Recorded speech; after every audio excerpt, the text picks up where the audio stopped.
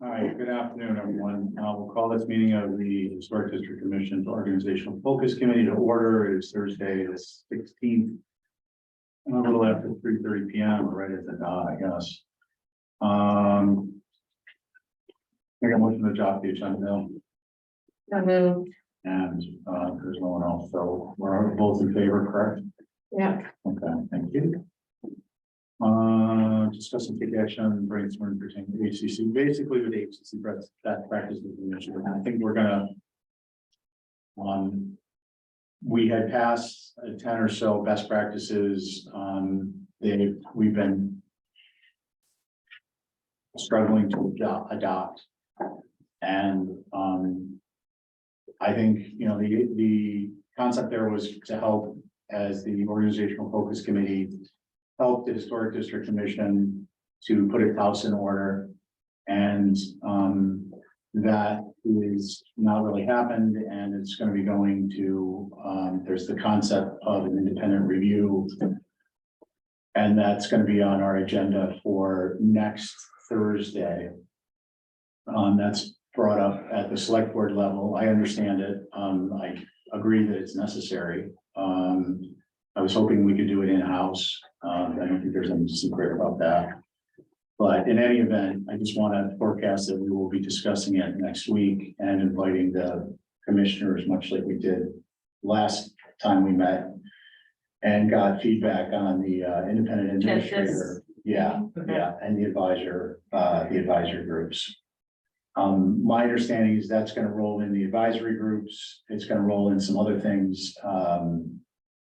Some other matters that pertain to basically an end-to-end review of all things the Historic District Commission is involved in. We will get an outline that's been prepared by staff, and we'll have an opportunity to review it in advance and provide structural material comments rather, and then have that group meeting. And then we'll make a recommendation to the HDC at the following Tuesday meeting, and then it'll be heard. That'll be reviewed by the select board on the 15th, I believe, of March. So should be interesting. I'm hopeful that'll be a really great outcome, and we'll see what happens.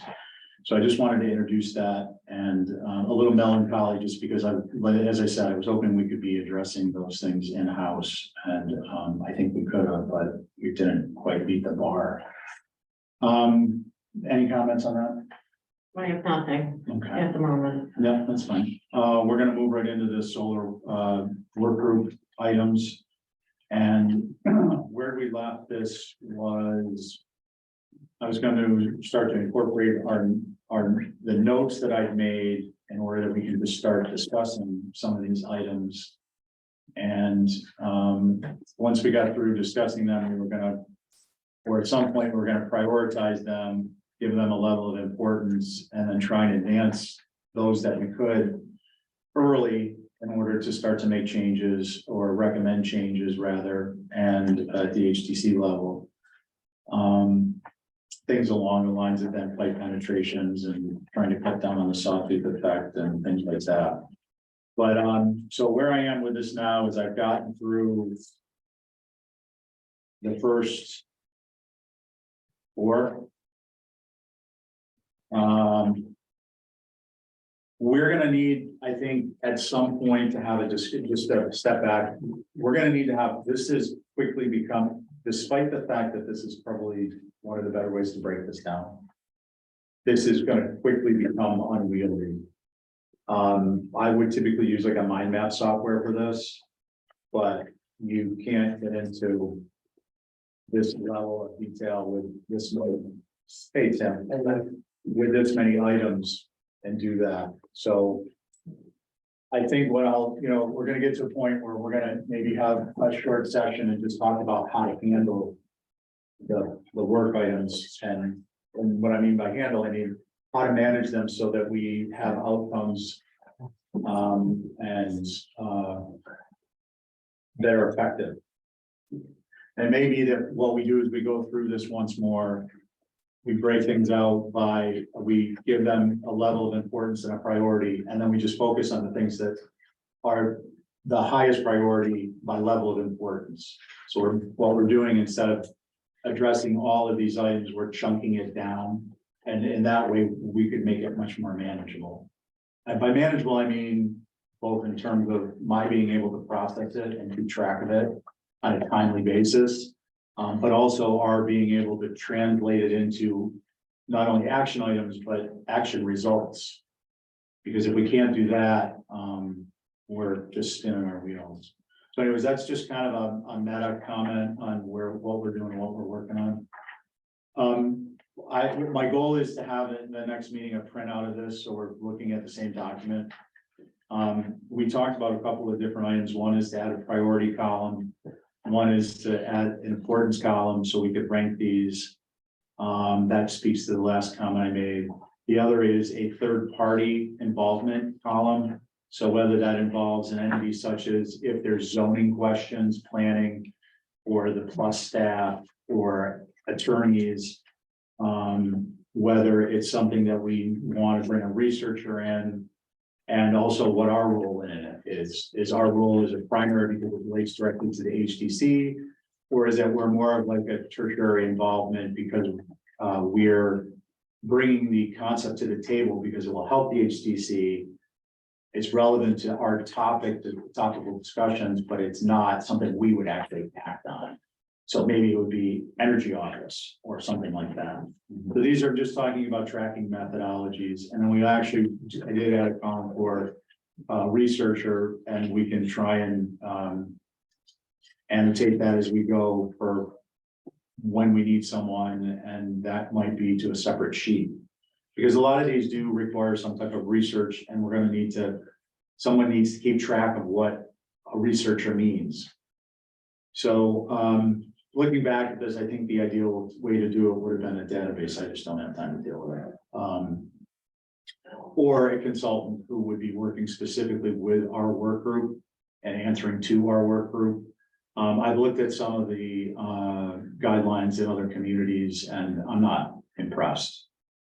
And I don't mean that they're just not as extensive. They're not nearly as comprehensive, even as perhaps the Nantucket's the HDC's existing guidelines. Some of these were written in the last 3 years. So it's just been interesting to look at. We'll get into a discussion about that at some point, I guess. So that's just kind of where we are. The first thing we talked about was definitions glossary, and we were going to create a list. There was an idea of a linkable file version. So that if we're in the middle of our working on things, we could click on it and understand terminology. And there was a note to include solar industry terminology specifically as because it's important in our discussion. I had Andy and Val down, slow rollout, do this as the work progresses. Action items were first run to target solar industry terms that we or our work group may need to be aware of in order to communicate during our discussions. So I wanted to give you an example of that, which is potential solar zone areas. And that's pulled from the 2021 International Energy Code. And I'm not going to get into the total degree of it, but it defines what on a roof space or on a structure qualifies as a potential solar zone area. And then I was thinking that's something like we could customize for Nantucket because of our latitude and longitude and the inclination of the sun during the summer and the winter and the effectiveness of those points. Because the one in the building code it's very wide. It covers from 90 degrees to 300 degrees of true north. It gets into some kind of details where annual solar access is 70% or greater, and so on and so forth. To the extent that we would want to modify that, I think that might be a good idea. I'm using that as an example of part of what the glossary might do, is not only provide industry terms and relevant terms to the guidelines, but also very specific to Nantucket. Do you guys want to talk about that? I think it's a good idea. I think it'll be long. Yeah. Which is fine. The goal is to be informative and thorough. And that's a good place for things to live in Right. in alphabetical order. right? Yeah, but you can break it down so that, you know, you have a lead few phrases and then more depth. I mean, even if it's different color type or whatever, or type style. Because some people, you'll lose them Yeah, very fast. Mhm. people that are reviewing it will be there for a reason, right? They'll be there because they need the information. But I appreciate that. I don't disagree.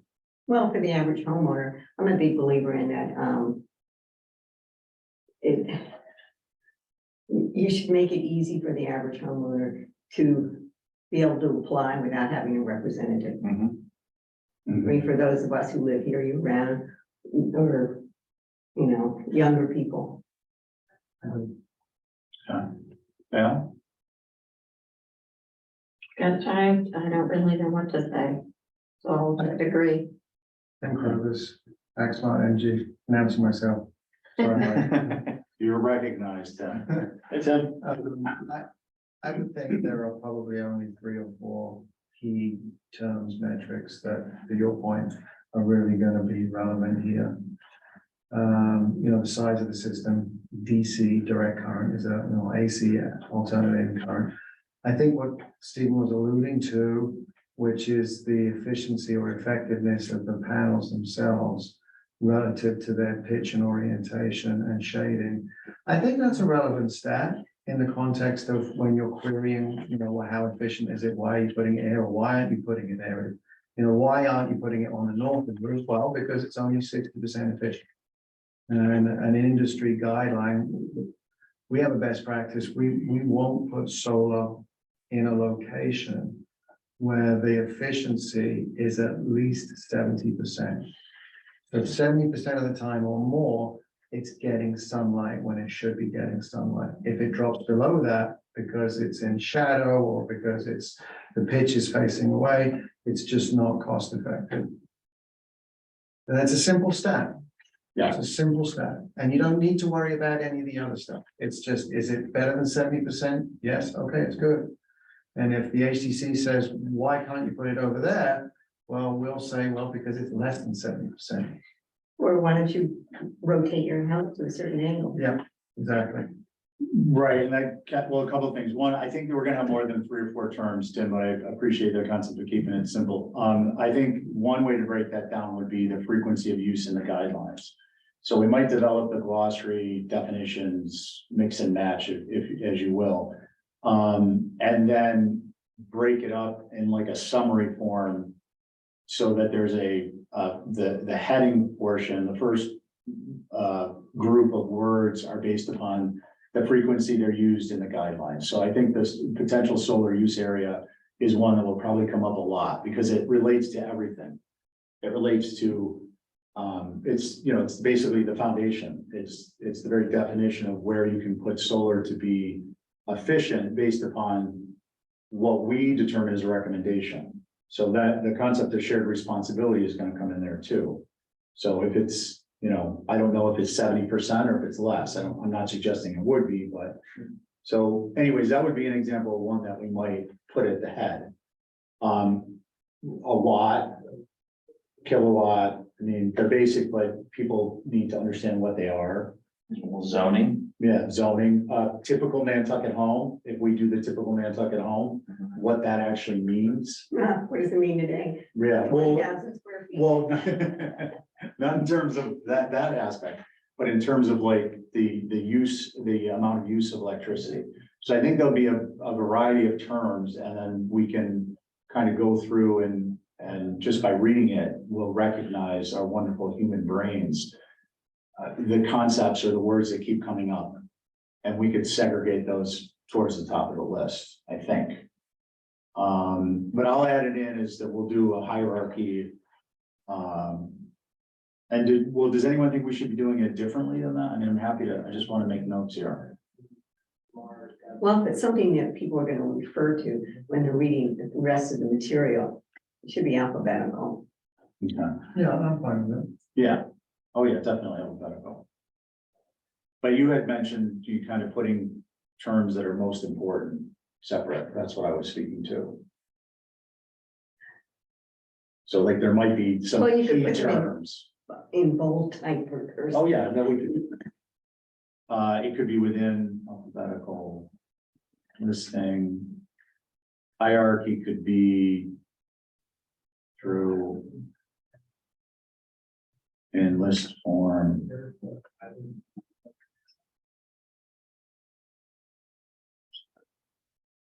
Use color or bold.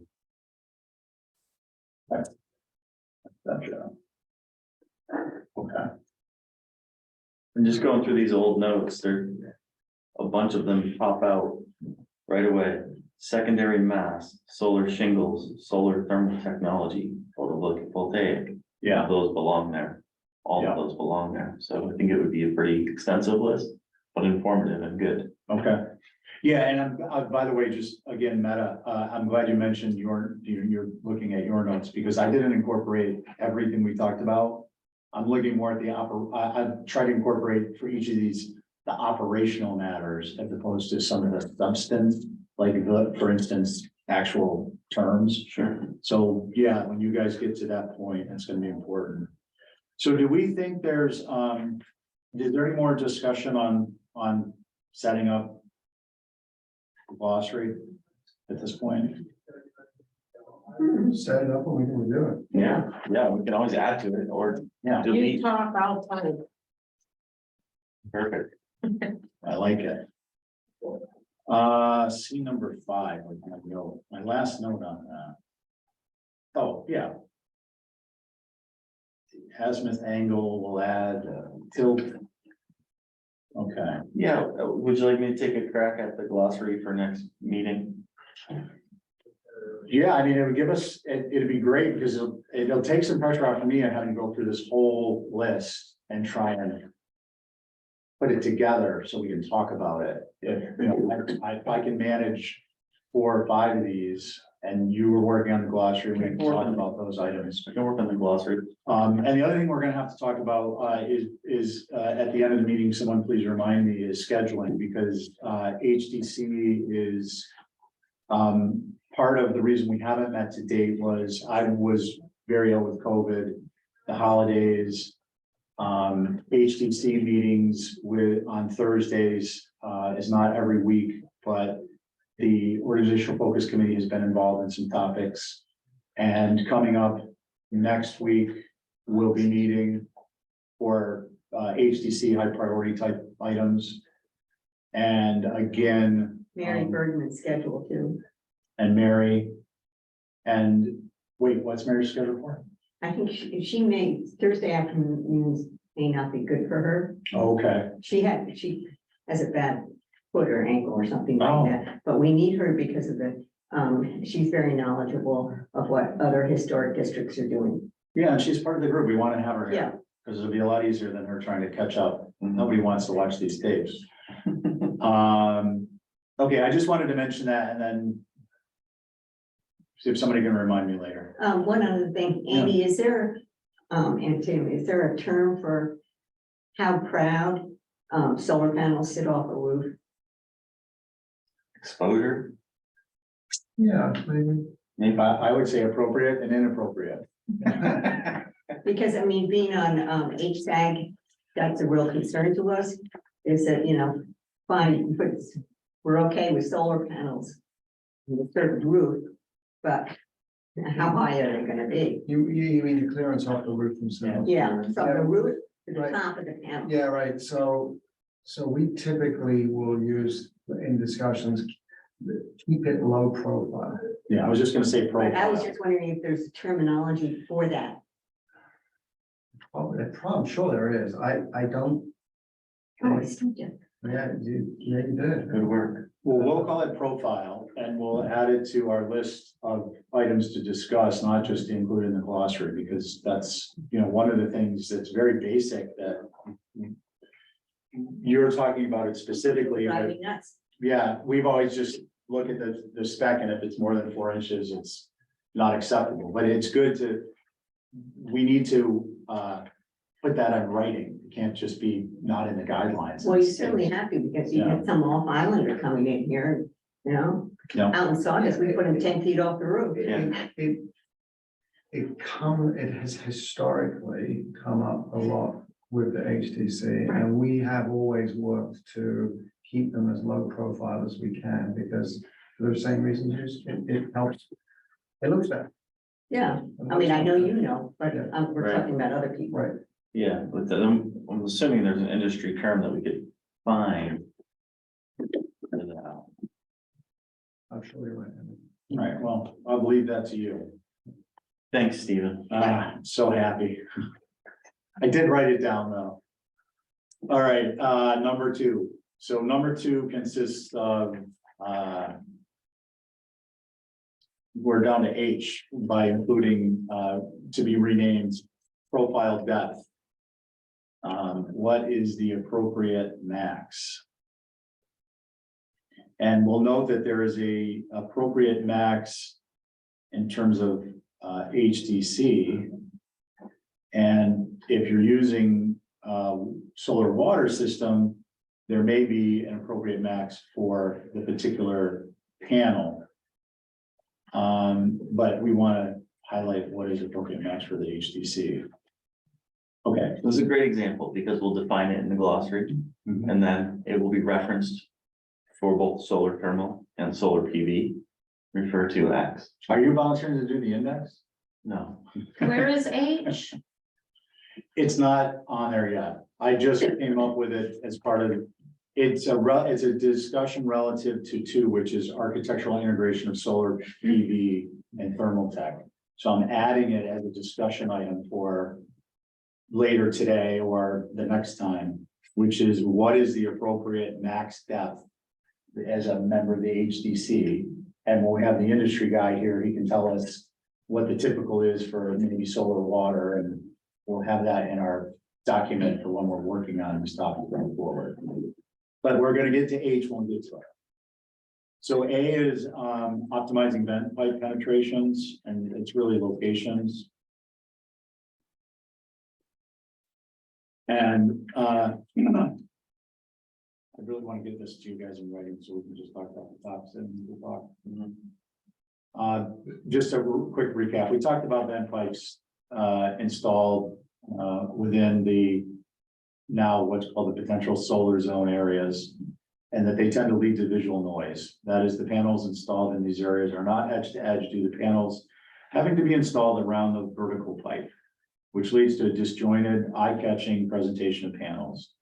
Solution that we noted was design sensitivity, relocate vent pipe out of potential solar zone areas early and often, which we'll get to in a moment because it's going to be broken down by new construction versus existing. Additional benefit is that it may lead to at least one additional panel per roof plane, because typically they're being skipped. And it works out to be maybe not a full panel, but it always kind of looks like a full panel, doesn't it? Like they kind of lay it out and then they skip. You mean the gap? Yeah, the gap stays. Like if they relocated, if the designer called out to the plumber, the GC or whomever it is, which we'll get to in a minute, this vent pipe should be on the north facing roof. All of a sudden, there's a free plane to install in. You don't have the pipe to contend with the workaround. And in my experience looking at these, it could almost amount to a full panel, which is, There's decent. always at least a full. Yeah, so there's a full amount of, a good amount of electricity gain there. Do they always line up? Like if there's 4 across, every row is 4 across? Yes. Yeah, we typically work in rectangles. Yeah, so that's why Yeah. it would be, So if you, a vent pipe typically knocks out one panel. One panel. Typically knocks out one panel. I thought so. Okay, good. The chimney as well, same issue. Yeah. Oh, actually, that's a really good point. Chimneys can knock out a couple of panels, and if the chimney's in the middle of the pitch, it can actually, can knock out more. But if the chimney's on the top, on the ridge, it can knock out 1 to 2 panels. Then obviously that can't be moved. On an existing, so we'll get to that. I'm gonna add somewhere in this mix, chimney locations. or banning of chimneys. No, Oh. Sorry. they're allowed by code. Chimneys are bad building science. They're allowed by They code. weren't in 1800. Yeah, well, they're nice on a cold winter night when the power goes out too. Fair enough. Yeah, it just sucks out all the heat out of your house. Well, no, you can use a wood stove with a chimney. Yeah, they're very efficient. You can use a pelletized wood stove that's 85% efficient, but due to the fact that it's pelletized, it's more like 110% efficient versus regular wood. I prefer regular wood. I'm sorry, calling me old school. But when the power goes out. polluter. It's no more than those big jets that are flying around. Whoa. Not us. Whoa. Let's stay focused. That's for my favorite, Whoa. whoa. Everyone's yard. Mhm. Yeah, those are All right, all right. All right, so back to the topic. So action items. The first, we just talked about the glossary action item. The action item here are noted as a back of the envelope cost benefit analysis, pros and cons of this solution. And again, we'll get to new and existing because that's a separate subcategory. And also, envelope, pros and cons of the solution with respect to educating architects, designers, and owners. So, thoughts on, well, first, it was pin down plumbing code requirements and provide text for the guidelines. There really isn't much of a requirement for this. I think it's 2 feet, within 2 feet of the ridge, or the closest tallest point. I think it's 2 feet of the ridge. I'll have to ask Dougie Bennett. For the stack pipe, the vent pipe. Oh, I don't know, yeah. And then the next one was, the comment was that this would primarily be deployed in new construction because it's much easier to relocate this. It's, the cost of the PVC and if there's extra time for the plumber. But then the questions were how, who, when? So how that relates to us is in the guidelines is some idea, like an example, right? This is something that if you as a homeowner are contemplating designing your home, you would talk to your architect, who would talk to the general contractor, who would talk to the plumber. Yeah. Just jump in. So the solar designers will always go to the client and say, we got to move this down pipe. No, we're talking about new construction right now. Okay. Like new, like not even designed yet, because part of the process that we're trying to harness is educating designers, architects, and owners so that they're incorporating good design into their structures to promote solar that is easily approvable, more easily approvable at the HDC. So we'll get to existing in a minute. It may be newly constructed, or it may be a renovation from an old house, but we'll cover that topic in a minute. Right now, we're just talking about homes that haven't been built in the new construction in the design phase. But I think Tim was saying that Yeah, I mean, if we're in the design phase, why? Do you normally engage with an architect when they're designing the house? A lot, we do, yeah. Okay, I would think that would be very important because of the orientation of the house. Getting the vent pipes moved at that stage, I don't say is it's almost a non-issue. yeah, that's It's exactly, yeah, that's the almost a point. non-issue. Yeah, that's the point. So you're answering in the designs, in a sense, you're answering for primarily new construction and design phase, the how and the who and the when. So part of our goal then as a group would be to try and educate other solar installers who don't attend these meetings regularly, that this is an important element when they're meeting with the architect for the first time on a structure that hasn't been built. Same things with chimneys, and when we get to dormers and valleys and roofs, structures and that stuff. Right, those are more material for us. It's the hydrants and the dormers that are a bigger issue Yeah, for solar than the vent pipes when we're talking in the context of new construction. Because having a builder move a vent pipe in that stage. then we're good with that. We all get it. We're part of that trade and I appreciate that. But, so in design phase, it would primarily be, is it fair to say that it's a good idea that the source of information for the designer and the owner is the solar installer, the solar designer company. It seems like a straight path if they're involved. If they're not involved, then we're gonna talk about that next. So what we're trying to do now is identify who and when and how our guidelines will try and provide information to educate people. And some of that education is gonna be upfront knowledge, and then some of it is gonna be everyday working operational, because we want it to be embedded with people like Tim. It's in a book somewhere, like Building with Nantucket Minds. It doesn't always get looked at. Well, I think it needs to be in a checklist, Yeah, the homeowner's checklist. bring it on, Right. that's what I'm talking about. That's where it needs to live, and then it's a reference for Tim, but it's a reference for the homeowner. If That you're we're, considering doing that we're it, trying to educate, right? Yeah. The homeowner, with a simple, Yeah. even if it's 2 pages. Yes, yes, yes, no, oops, wrong orientation. Stack, event stack, whatever it is, they'll know pretty readily before they call Tim. Or the installer, what the hurdles are, right? South facing roof that's facing the street, Well, a lot of maybe just, there's some challenges, right? A So, lot of people who are building houses don't know. I mean, the clients are, right, well, it's overwhelming. Well, I mean, But you're identifying house. 2 different paths that are both beneficial that we can incorporate, because one is we have the checklist. We're trying to educate the solar installers. They have, the solar companies have a very real incentive to get this information out, because it makes it less like going to the dentist when they're at the HDC, if these are more easily approvable. Yeah. Because someone has followed these guidelines, so. right, The checklist is a good place to start, but as you're saying, it's not like everybody sits down or comes to the office, I think is what you're saying, and looks at the checklist, or even if it's handed to them, they sometimes don't look at it. So we wanna, no, I'm having built a barn in place. As a client, I would want the architect to be in cahoots with the solar installer.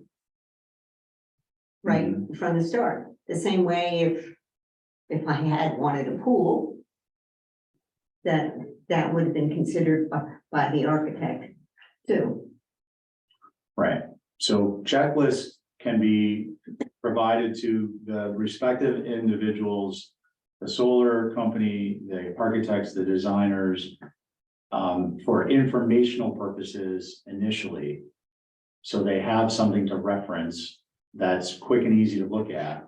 And then it can maybe, we'll talk about checklists themselves as a separate topic, like for instance, a checklist may say reference page so-and-so, the guidelines of a particular item on the, it's a short list. Or a sentence, and then it will reference something within the guidelines. But so we're gonna provide a checklist, and we're targeting different people. Is it fair to say that that's at least one way to approach this? Is it? Yeah. Okay, yeah. so then we want to break, yeah. We are actually working coincidentally on a parallel piece for Nantucket builders. And we've been asked to do that so that we are giving builders that education is going to be a little bit more glossy, presumably, I imagine, than what we're producing here. Yeah, But it's the same thing. It's like, hey, if you want to do solar, these are some of the best practices in order to design a home to accommodate solar. love it. I'm gonna suggest that we break this checklist down into 3 different categories. One is in design homes and structures, because we're not, accessory structures, because we're not just looking at dwellings.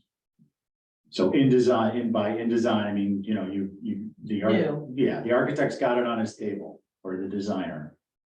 New, not enclosed, which is a structure that is, being built, but it hasn't been enclosed inside. And we can figure out the terminology as part of our discussion right now, but I'm just trying to provide 3 categories for the sake of our discussion next. Then the other one would be existing. So existing could be a new home that's fully finished, existing interior finished. So number 2 could be new interior not finished or unfinished. Because the reason I mention this is the checklist will be different, I think. You know, one, we want to emphasize massing, secondary masses, dormer locations, chimney locations, of course, vent pipe locations, freeing up your primarily southerly facing roof on new homes that are already constructed, except for the interior being unfinished. We want to focus on the vent pipe location and maybe a few other things. And on the existing ones, it's going to be more about what's typically allowed to be approved and in addition to as a result of these recommendations. So they're going to be different animals in terms of a checklist. They're not all going to be exactly the same. So I'd just like to throw that concept out there for you guys to say, oh, that's a good idea. It's a bad idea. Oh, it wouldn't be a bad idea if we did this. Like, what are your thoughts? I mean, it's relatively straightforward. Yeah. Right, when we're at the design phase, right, when the architect's still drafting, it's like, you need to find 400 to 500 square feet of about 25 degrees, Yeah. as southerly facing, angle, as southerly facing as you can. That's it. Because that's gonna give you 400 to 500 square feet is, for a typical Nantucket home, is gonna give you about 8 kilowatts. I think, Tim, that works for you guys, but it doesn't work for us, because what we're trying to do is educate people on how to integrate solar into their design. So we want them to be aware of these concepts of, if you have secondary masses, even if they face the front, they're front facing, it's more likely to be approvable. And I'm not saying that it is, but I'm just saying for the sake of discussion, than if it's on the primary mass. I understood, I'm saying Yeah. that's the baseline. I'm like, that, Well, we get the baseline. Yeah, I mean, the baseline is you're gonna put up 400 or 500 square feet. You want a southerly facing because you want it to be a 70% efficiency. Mhm. But I'm just, but you know, don't take that for granted, because most of the architects on Nantucket don't do that. don't do what? For Design square feet of a nice flat plane with no Yeah. dormers, no hutches, There's a lot. no chimneys, Yeah, right? We're seeing some of it now come through because the homeowner, the buyers are like telling the builders, I want solar. And the builders are saying, okay, well, I can't put a dormer here, I can't put a hutch here, I've got to, you know. I foresee branches with L's off the back coming back. They're not big Low-pitched enough. roof- Low-pitched roofs, 2-story, they'll be colonial garrison style houses. They'll have the roof exposure and it won't be a steep pitch that creates problems for the HDC. So, yeah, Tim, I get what you're saying. I'm just trying to give us some direction on what do we want to include to the architects? Or the reason why we want to have separate, maybe some separate checklists on this particular topic, not necessarily separate pages. But just if you're in the design stage with your home or your accessory structure, these are the important elements. If you're in the design stage and your home is new, but it hasn't been enclosed in the interior, consider this instead. If it's existing, consider this. I think that's overcomplicating it. I think we make the guidelines. And whatever stage you're in, hit the mark or not. But how do we organize them so they're easily digestible? And these topics, if we're doing checklists. There's houses and there's ancillary structures. Other. Maybe? And ground. Yeah, there'll be a checklist for ground, there'll be a checklist for, Okay, I mean, I think, I'm kind of more leaning with you, let's keep it, draw the line in the sand and say, this is the guideline. And if you come to us after the design phase and you've already, you know, committed to that dormer or you've committed to that hutch and you don't have the 400 or 500 square feet, they're in a weak position, right? Yeah, too bad. Too bad, yeah, I'm trying to think of strategy too. right? Like on the rollout in terms of getting the information out, on the rollout in terms of getting people to have it digestible, because everybody wants things to be simple and easy, and they just want to see what they need to see versus everything else. So if we can just maybe break it into some categories, I mean, the checklist it could include the accessory structures too. I think the accessory structures probably will want to do a different checklist because it's going to have some different topics. So you're gonna have, like, if you do on a shed, on a garage, to enclose a pergola. Like those types of things. Yeah, I think we just see how this all shakes out. You know, we can anticipate all we want, but until we have a nice exhaustive list. Then we'll know how it can, we'll put the cards on the I table. second that. Yeah, the only thing is I'm trying to put the list together, so I'm trying to figure out how to organize this If information. there can be changes bigger anyways. Yeah, I think, look, the builder's gonna screw up one time, right? He's gonna come to you and the house is like half, you know, it's framed and they're already committed, it's already been approved and the owner made a decision they wanna go solar. Turns out there isn't much leeway here because they've got all these dormers and hutches and they didn't look at the guidelines. Next time they will, right? Next time they Yeah. will. Yeah. So, Unless they're into alterations. right, which it gets super expensive. And we have those conversations today with builders. When a homeowner, they come to us, the house isn't even built yet. And it's still in the design phase, but they've been approved by the HDC. The homeowner's kind of fallen in love with what it looks like. And we're like, wow, if you'd only come and seen us 6 months ago or 3 months ago. There's not, and we literally have that conversation. We're really sorry. There's not much we can do for you if you're going with that house. Mhm. And look, that's the builders the architects have got to get the message. So in terms of developing this concept for the next stage of development, which is what I'm trying to do, are we saying that there's no need to categorize the checklist items other than they pertain to house structure? I don't know what that means. You want a list that says everything that pertains to a house that's in the design phase, Yeah, a house that's existing, and a house that may be new, but it's not the interior finish. You just want one list of all those. I think so. Yeah, I think so. Guidelines are guidelines. Yeah, exactly.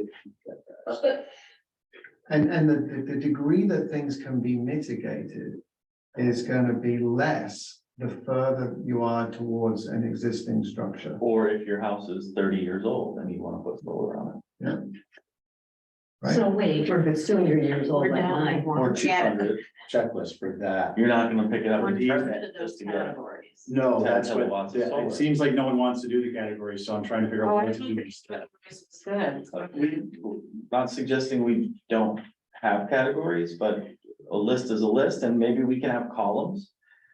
Existing dwelling, Oh. under construction. Yeah, that's or what I That's under a good design. idea. And then have the list is the list, right? These are all the impacts on the Alright. HDC process. Right, So so, new home, existing home, Got it. other. That's a good idea. right, so that's, yeah, I wasn't saying we do or don't do a checklist. I was saying, let's put it all on one piece of paper and then show a categorization. So checklist Okay, with check boxes or something to indicate what's relevant.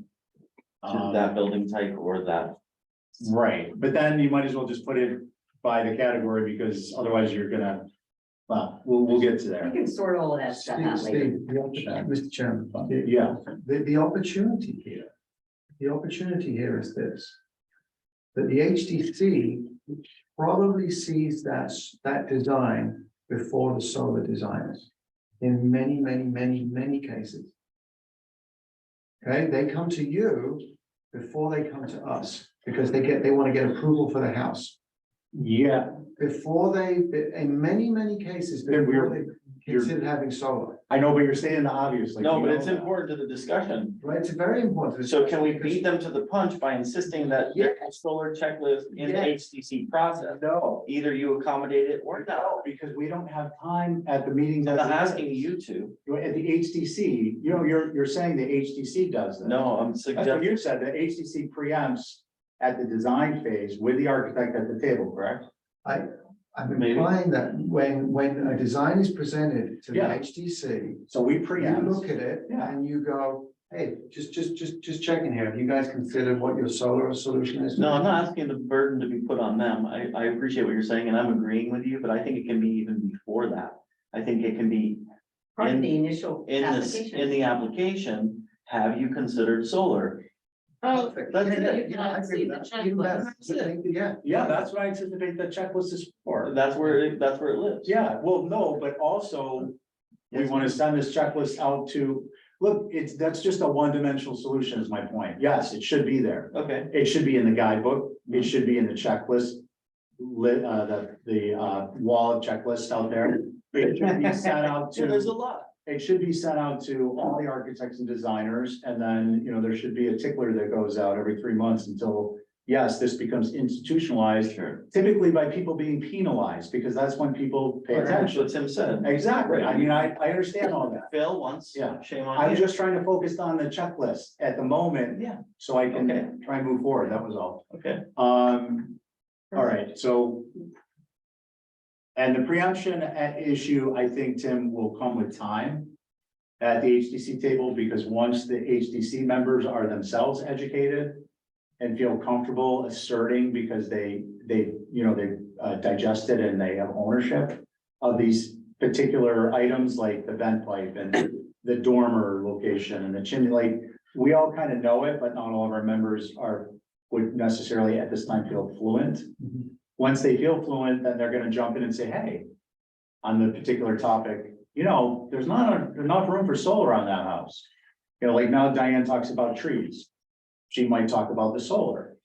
I mean, she talks about solar too. I'm not trying to pigeonhole anyone. I'm just saying it will become part of our normal process Right. as we ourselves are educated on it. I would say it's not gonna take much. Once this list is complete and we roll it out and Yeah. make a public announcement, it's I mean, immediately Yeah, I adopted. mean, to me, the ideal situation is that someone comes in with an application of a design for a house. Solar panels are included in the design, and you've answered all the questions. And there you go, immediate approval.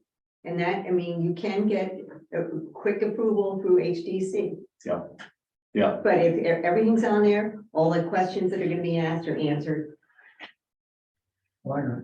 saves everybody a lot of headache, time, and the HDC time. yeah, I mean, right, so the idea is to answer questions before they're asked and provide direction before it's required, Right. which is. That's what we're doing. What we're here for. Yeah.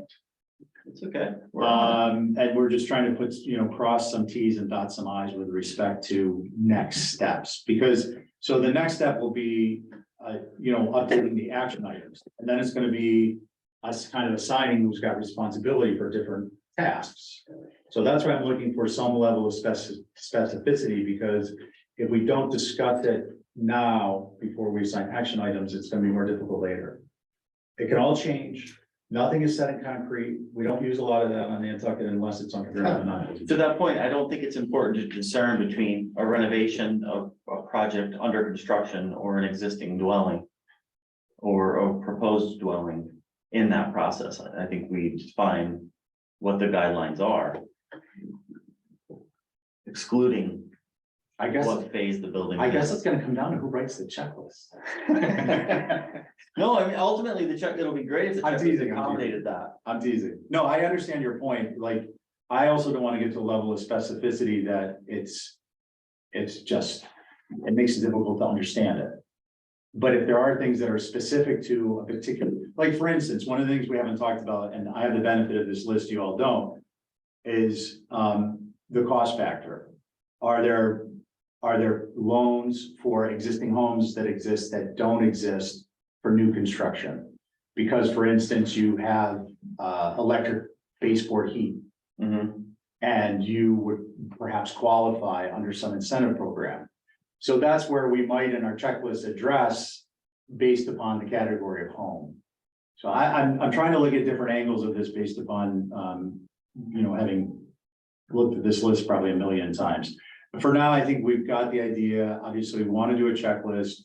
We can use that for multiple ways, both in-house, externally. Externally, it can be informational at Plus. It can be part of the application packet. Similarly, it can be sent out to designers. It can be sent out, whether they be solar or architects. Is Yeah, that- people are gonna be sleeping with it under their pillow. Yeah. They're gonna be using it to start. Or we can make it, the checklist into a pillowcase. They're gonna be using it to start that wood stove, is what's gonna happen.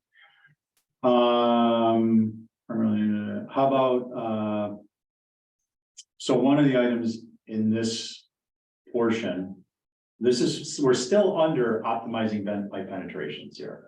We're talking about that aspect, getting into the checklist, and we've kind of segued off. One item which should be separate is there some type of funding available for anything like that? For someone to make changes in their structure? Because say someone comes in and they're solar, they want solar. And the perfect place for it has two vent pipes. And it makes it ineffective for them to install cost wise, which we hear at the table, Tim. I know, but We hear it all the time. Oh, they need two more panels. so. I don't want to I know I'm a broken record here, the vent pipes, they're not that big a deal. We do run into immovable vent pipes, but it is unusual for us when we talk to a client to say, move that vent pipe, we go take a look for them. And we find that it's just really, really cost prohibitive because to get to it, it's behind a finished ceiling or Oh, something yeah, like yeah, that, right? Those we can't move, or it's, but pretty much anything in an attic or anything else, the cost is pretty small. Yeah, it's not even, yeah. It's not an issue. So I don't think we should labor. On top of that, if it's integrated, you can get tax credits for doing the work that's can. impacted by it, right? Right, Well, that's what I, So that's, 30% 30%. off of the vent stack move, Right, exactly. right, that and, example. and loans. Do these qualify for loans or just The rebates? solar does, but the bankers, they just look at the cost, they don't really. And the vent pipe move is part of the cost, so it's. Oh, okay, Yeah. so it would be. So my takeaway from that is we just don't limit the vent pipe. But Stephen, Yeah. normally, the designer will come when we come to the HDC, we show a design that factors in the vent pipe being moved. And if we show that there's a sawtooth, it's, I want to say 9 times out of 10, because we cannot move that vent pipe. We don't waste that time coming to you with a vent pipe that can be moved, because it just doesn't make sense. Well, that's good to hear because it's not what I thought was happening. But that's good to hear. So we're not gonna look at a cost factor for existing or any types of funding, and existing is obviously, it's not gonna be an emphasis. I think that the way these are, these next few ones are the same is that, the checklist will kind of fall under a separate. Well, it will relate to architect designer input on modified roof systems other. I'll get to that in a minute. All right, elimination of sawtooth effect, visible locations. So the issue here is dormer walls, roof valleys, hip roofs, each tend to disrupt the layout and create a disjointed panel orientation, including gaps. So we get, like we have around the room here, the sawtooth effect. Solutions were design sensitivity. This is for new structures, not someone's existing home. The concept of in a design, relocating dormer walls that would not otherwise be relocated, except for it's on a south-facing roof plane that fits the kind of the optimal parameters. So really quick dormer walls, less likely, but still worth discussing, I think, with designers is the effect of roof valleys and hip roofs that are within this potential solar zone area. Again, the additional benefit is that it may lead to, in this instance, multiple additional panels because typically they're leaving a full panel out at each tier. And so the valley, they're leaving out, if it's 4 tall, they're leaving out 4 panels. So thoughts on that particular topic? Other than obviously roof valleys and hip roofs are not going to be the architect and the designer are looking at the interior program for those large elements. So there's not going to be a huge buy-in on this, but I think we should still identify it as a potential solution. Look, I do have an opinion, if I can share. I know, but we gotta, Okay, go. Yeah. no, you can share, but I want to try and get. I think there's 2 broad categories here. right? We've got the category where something is just not visible. It's on the back of the home, which happens to face south. I think the homeowner has more leeway there if, with regard to sawtoothness going around, immovable vent pipes, dormers, hutches, valleys, whatever. It can't be seen. So is that an issue? No, we're not even talking about those. Okay, so that's This good. is only visibility. So, Yeah. I So only I visibility. think I thought, I suspected that was the answer, but that was good to clarify. So then, Well, in the list, it says elimination of sawtooth effect, parenthetic phrase, visible location. So, so now we're on a sliding scale, right? In terms of the degree of visibility, the more visible is it, the more visible the array is, we want that array to get closer to a perfect rectangle so that it blends in with the pitch. And that's where, if it's a side view, is it okay to have a sawtooth around a chimney? Right, because the chimney is not gonna be movable. It's on a side view, it's not, I think that's gonna be, and there's really no real mitigation there. great. So Tim, the way I thought we might deal with that is let's focus on those elements that are typically visible. These are considered locations that are really what we're looking at are issues, locations or effects that are typically problematic at the HDC. And then the items you're talking about, we would capture in an item called exceptions. And then we could give examples. For instance, if this is if you have a sawtooth on a secondary mass that's viewed obliquely, it is not typically a concern. So we would be able to deal with exceptions that way versus having and give people a flavor of what the exceptions were. But I think you bring up an important point, and I want to take the opportunity on that. Primarily what we're talking about here are problem visibility. So directly visible from at the front of the structure on what's considered the front of the house. From the public way. From the public way.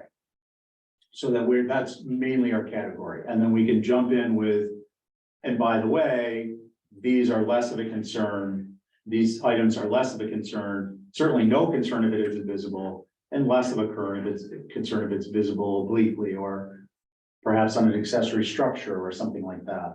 So I think your points are relevant, but dealing with them in the context of each of these items is going to be more difficult than just having a category called exceptions. What about color and reflective quality? That is in here as a separate item. I think we get to the same place, it's just, the course that we take, so Yeah. I'm fine going whichever way you want to go. Okay, so,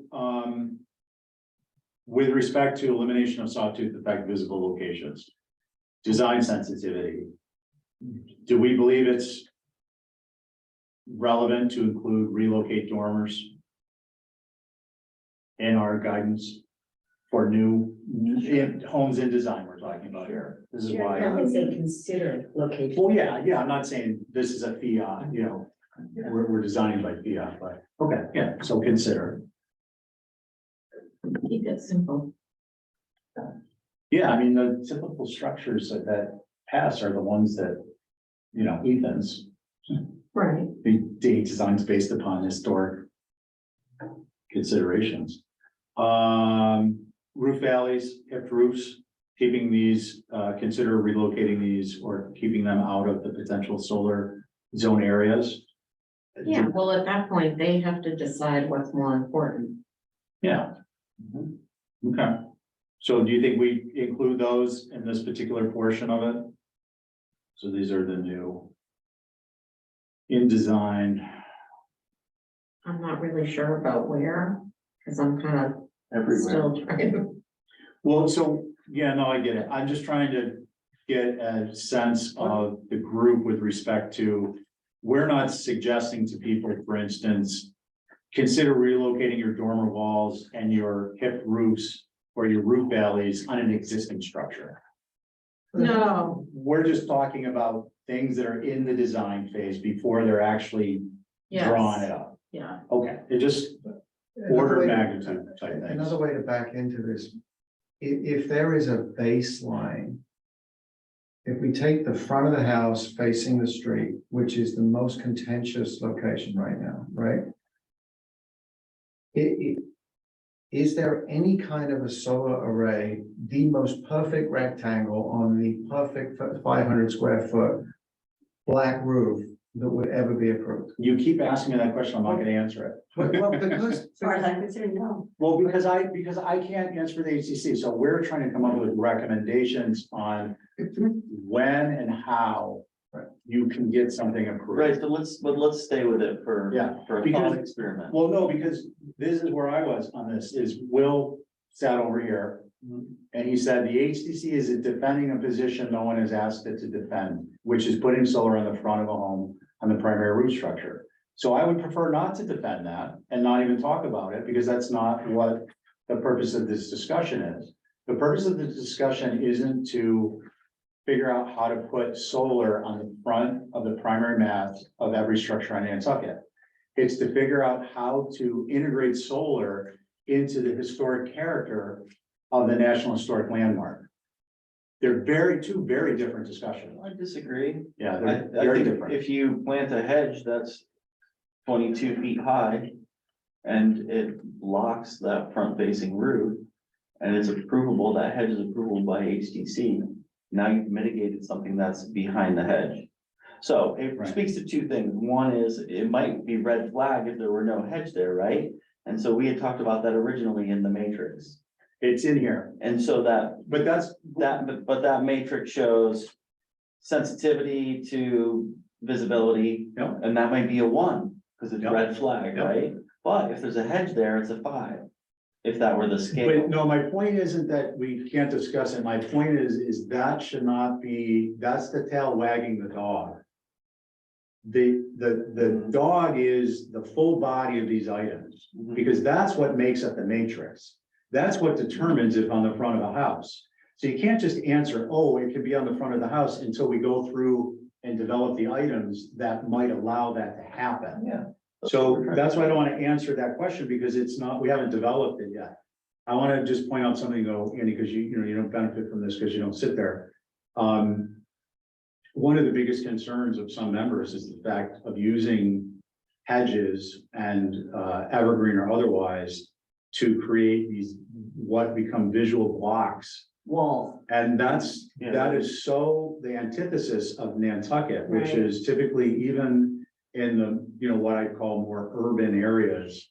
In a sense, urban, you have these open areas, and what they are is they're a transition from the public space, the road and the sidewalk, to the semi-private place, which is the front yard and the entryway, and then the home. And what's happening is that is being eliminated in town and outside of town, and drive down Newtown Road, and you have these examples of hedge Right across from Yeah, each right. other. that are creating alleyways. But that's at HDC's discretion, right? Right. No, To well, we plant- can't tell them to take those. Well, we can, so that's the second part of the point. But if you're pitching front facing roof solar with a 30-foot hedge, HTC is gonna say, no way. Right, but And that's the point. But that's what I'm saying is the tell, if we're gonna discuss when can it happen on the front of the house, that will be a product of the discussion of what we're I reviewing. appreciate that, but so That's let's all. choose then a different topic, not front facing roof array. Well, And because the same well, no, discussion because, applies. no, because front facing is where the rubber hits the road.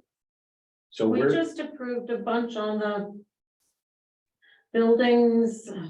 What about sawtooth No. on a secondary mast? You don't want sawtooth on a secondary mast, you don't want sawtooth anywhere, right? it depends, is Same it discussion. facing, is it visible? Yes. That's the question. Yes, So but I that, can plant the hedge to, But- so that it's not visible. no, When the because- hedge is grown, then come back. right, because then there's another And discussion. someone will cut the hedge down because it costs too much. to Right, maintain. and I mean, there's the second discussion element, which is with respect to this visual mitigation, is that some of it is not something the HDC can enforce.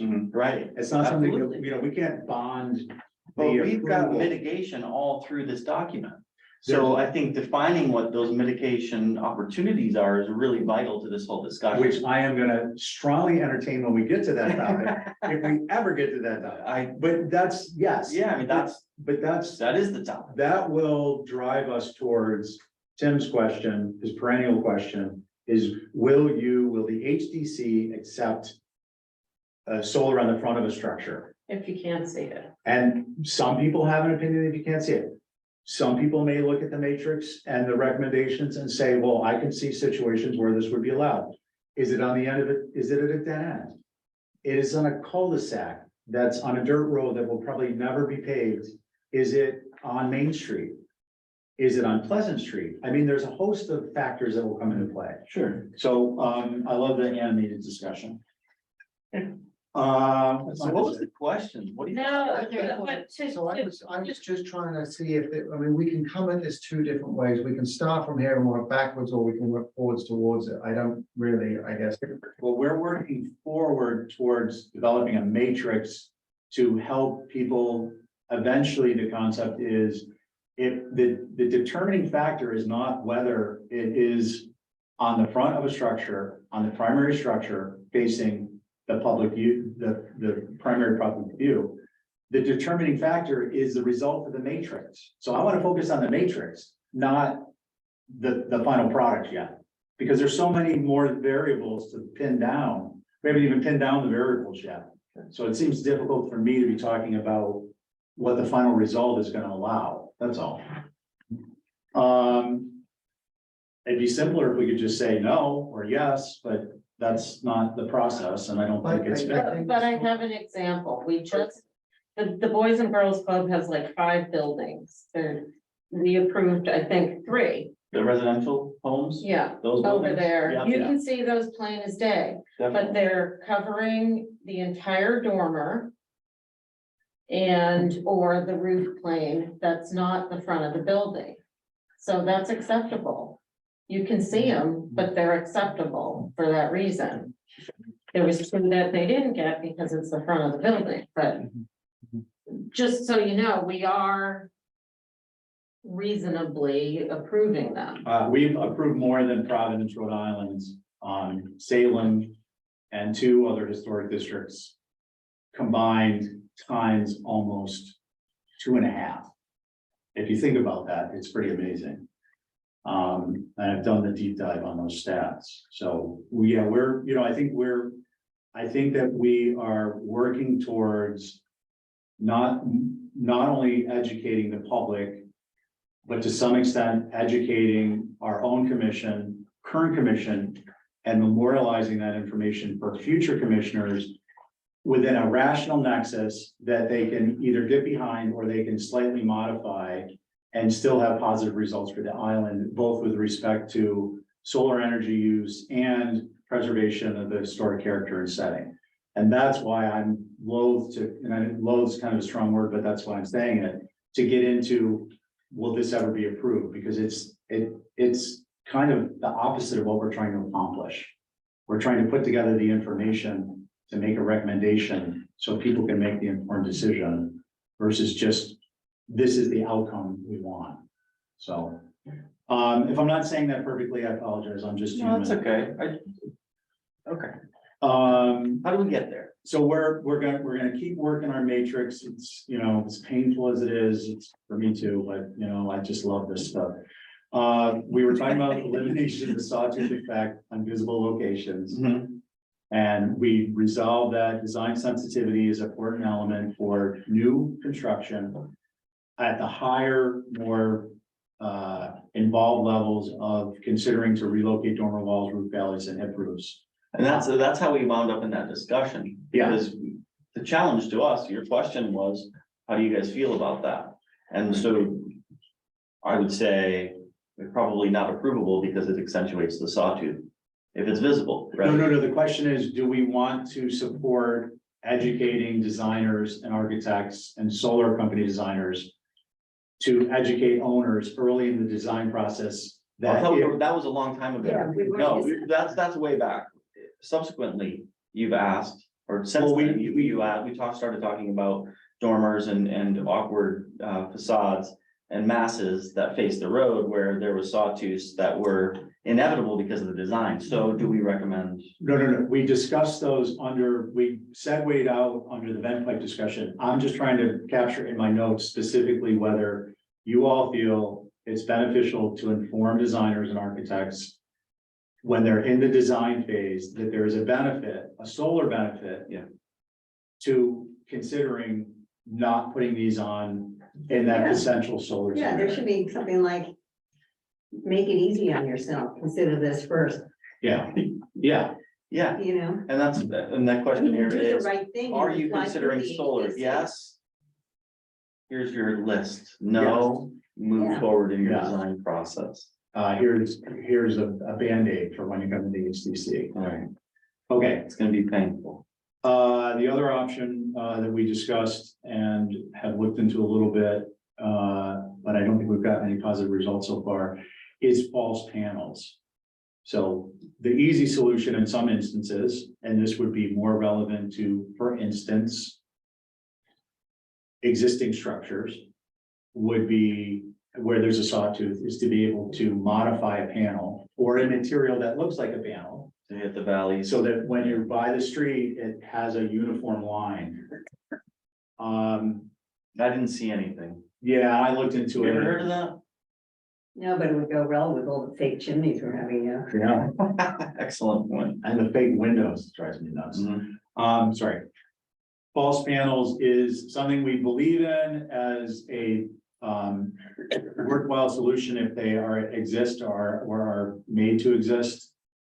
So separating at this moment, separating whether they're on the market or not, or whether a panel can be modified as such. Is it something that we think is relevant and They Worthwhile. can't cut the glass.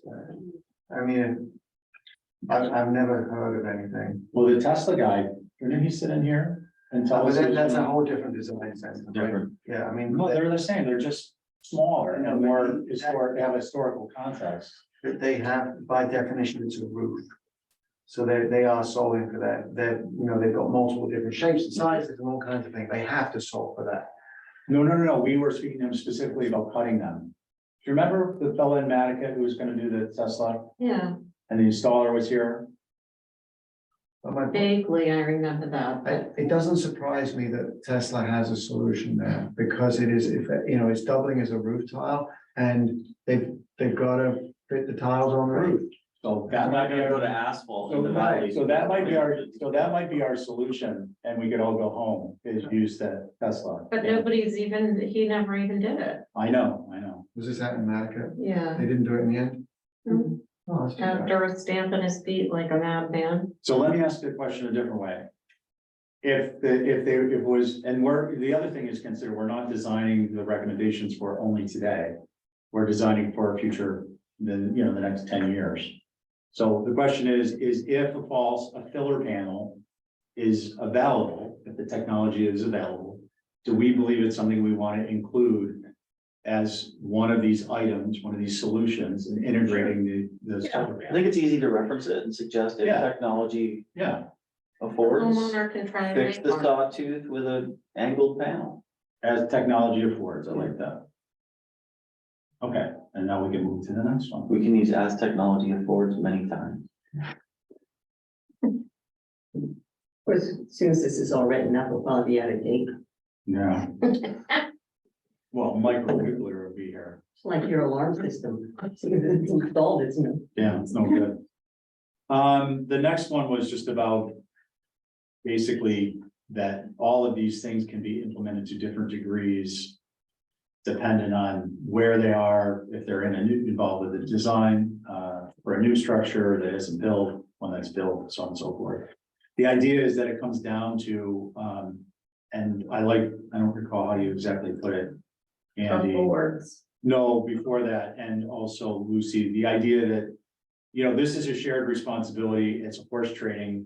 You can decide your priorities and go from there. So that could be, it's kind of an overarching aspect of this whole thing. You can either have your transom dormer over your cathedral ceiling. Living room. For people who have parties, or you can have solar panel. Not both. I'm just gonna really touch on quickly, the other aspect of relocating dormers is obviously relative to minimizing with respect to the cardinal point and the tilt. Not tilt doesn't come in on this one. Roof designs, orientation, tilt, shape. Shape is really with respect to, I'm just kind of thinking out loud, with respect to panel sizes. Tim, in your industry, are panel sizes generally like a sheet of plywood or more like something that's custom made? At least is there standard? Yeah, is it standardized? No, It's not? it's not. Seriously? Seriously. The plugs are standard. But That's the good. rims are now standard, but the sizes are not. So typically, we're now looking, panels, for the most part, residential and commercial are about 3'6" by about 6 foot.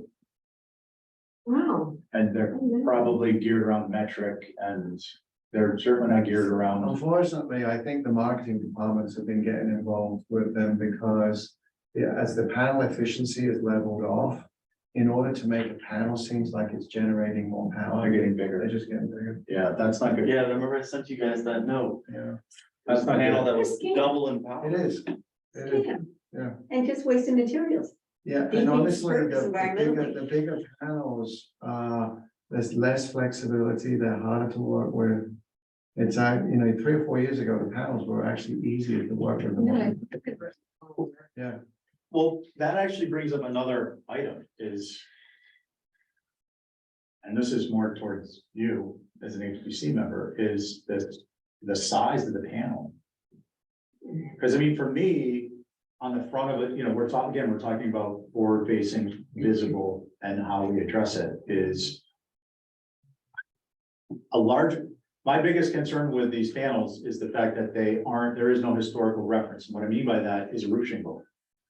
I don't expect that they're gonna be as small as a shake or as small as a shingle, but at least the Tesla product is reminiscent of a roof system.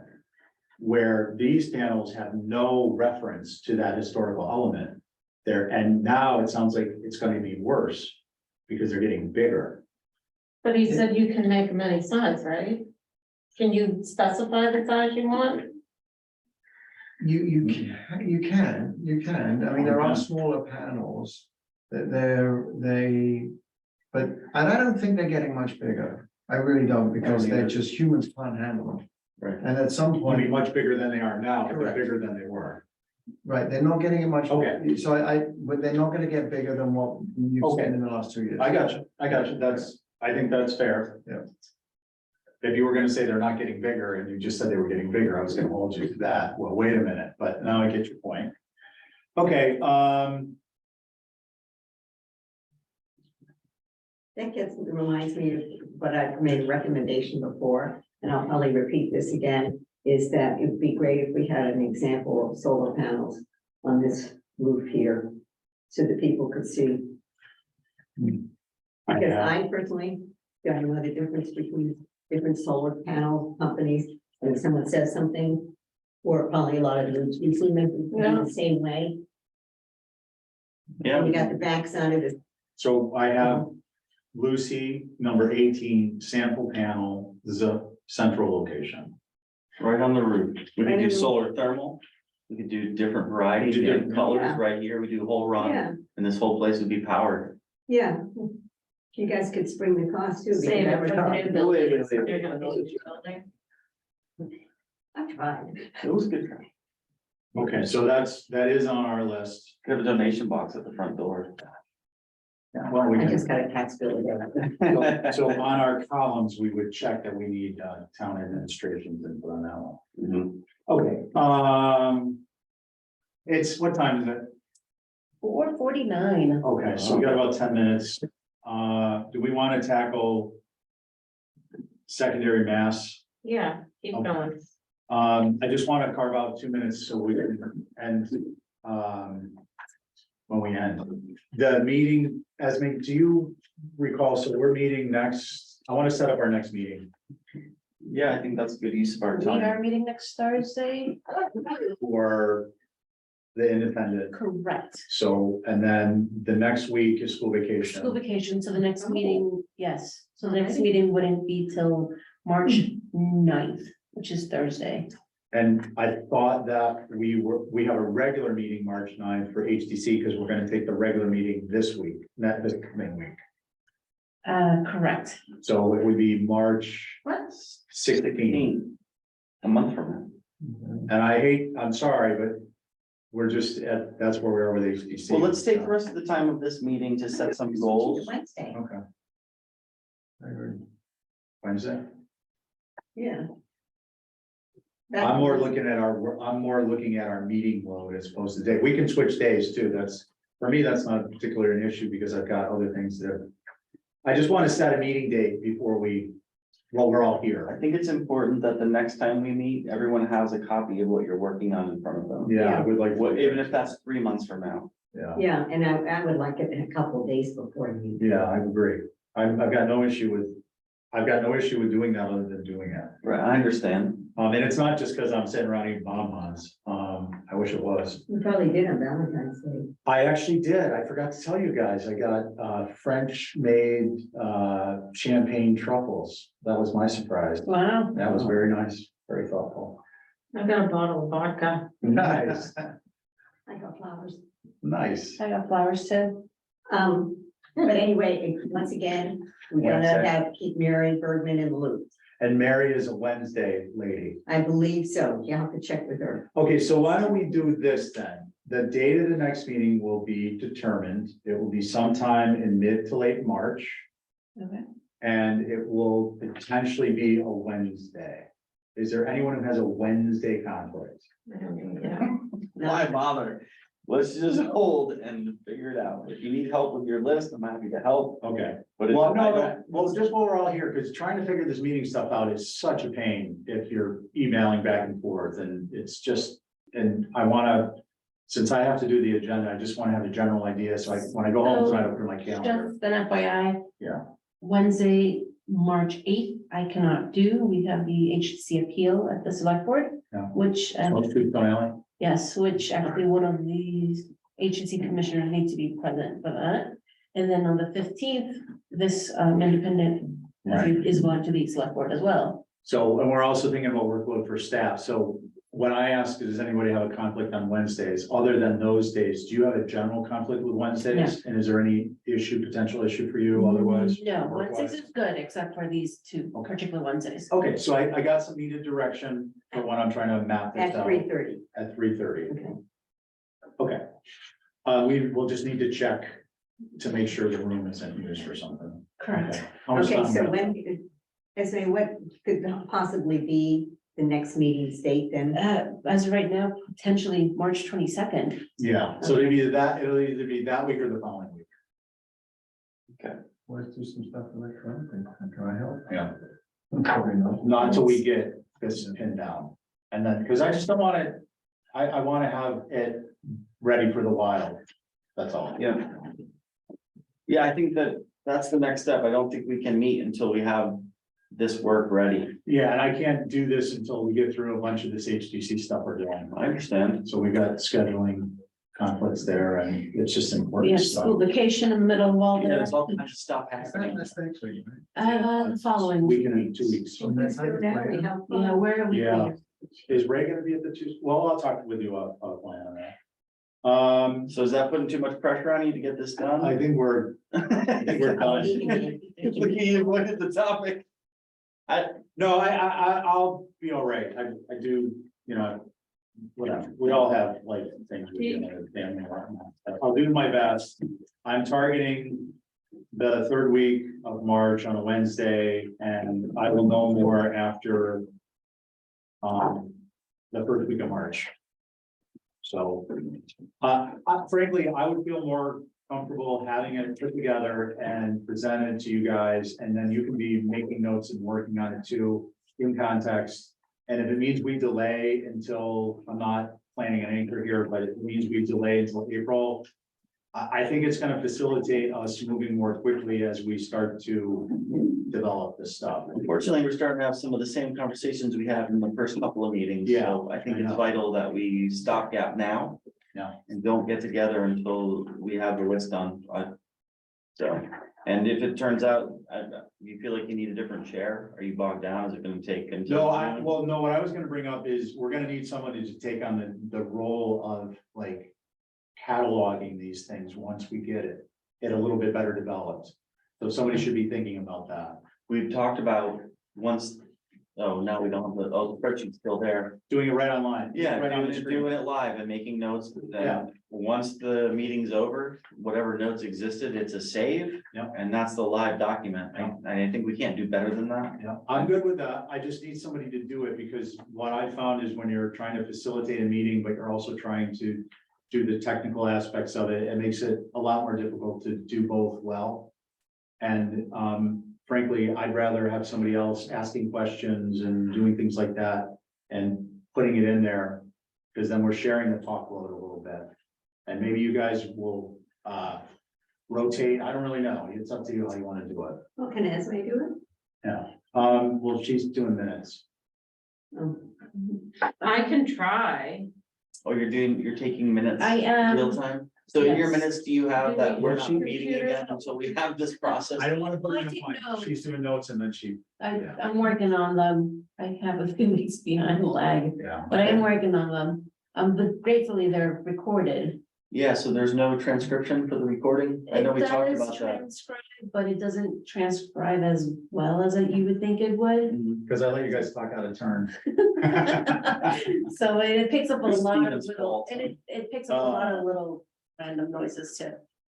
So last topic, is, Emily Molden provided us, through Lucy, thank you, Lucy, some insight on what's involved with conservation related, ecologically related, types of parameters on, I wouldn't really call it public land, it's open space, Undeveloped land. undeveloped land, where these types of things like MIPA come in, or the Mesa or Mesa, however you want to pronounce it.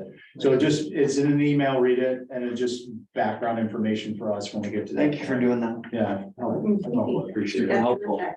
Yeah. Is this on a computer? Yeah, what I was hoping to do is give you guys a digital copy once I get today's in. And then you could even print out that to bring. No, I'm just. No, gonna let's get you just those. wait. No, don't the do reason the I'm three parts. asking is if it's on a computer, I would be willing to try and.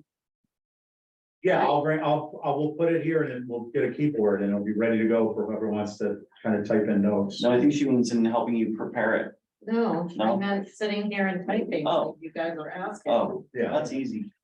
That's the easy part. I can do that, or you can do that. Oh, see, now he's volunteering for the easy stuff.